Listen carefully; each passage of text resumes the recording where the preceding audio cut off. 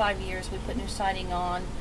We knew the roof needed to be done and the windows needed to be replaced. And so we were looking at just some standard replacement windows. So it was just it's an older home. We've been trying to modernize it and update it a little bit before we decided to put the roof and windows on. They came through town and did some work on some other houses here, and we saw the signs, and I had talked to some of the other people about what kind of work they did.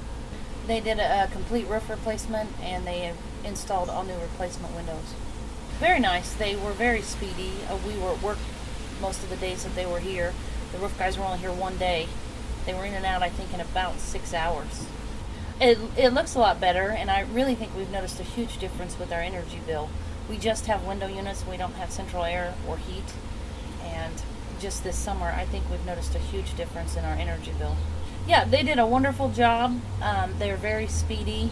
They cleaned up behind themselves. They were amazing. The crews were very, very helpful and very kind, and they did a great job.